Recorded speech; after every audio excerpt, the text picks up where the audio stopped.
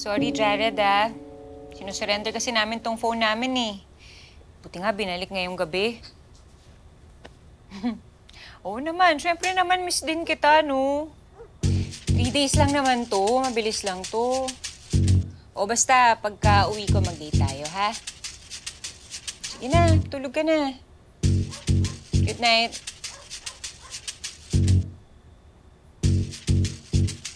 Alam ko nakikinig ka. Lumabas ka na dyan. Oh, diyan ka pala. Nasa van. May kausap ka ba? Ah. Hindi, may iba ako. Oo nga pala, Bobby.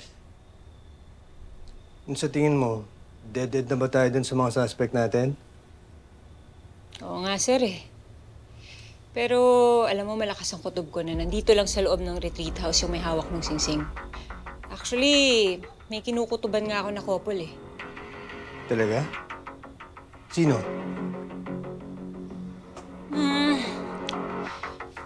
Hindi ko alam yung mga pangalan nila.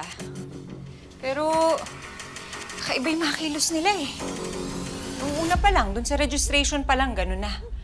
Puntahan kaya natin, sir. Alam ko kung saan yung kwarto nila. Tara. Tara.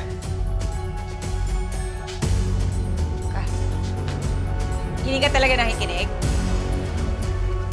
Hindi ko nga alam na si Jared yung kausap mo. Tira mo to, Chusera. Sige na. Dito, dali. Diyan, sir. Yung dulo na pinto na yan. Diyan sila. Tara. Anong kutob mo dito, Bobby?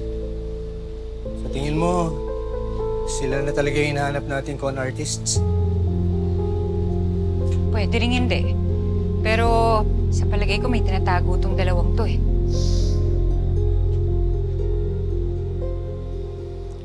Sir, may tao! Sir! Ang bango-bango mo, buko pa. I love you so much.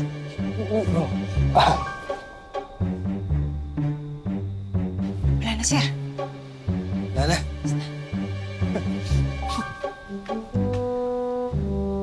Kailangan mo pang gawin yun. Eh, alam naman lahat dito na magjowa tayo, tsaka okay lang naman siguro yung palakad-lakad eh, di ba? Nagpanik ako eh. Tsaka, naalala ko yung nag-undercover tayo dun sa bar. Di ba yung, yung sa labas, yung may Basta, walang nangyari. Walang nangyari, ah. Wala nangyari. Love you so much. May buko pa yan. Bango-bango mo, ha? Nag-I love you so much ka pa, ha?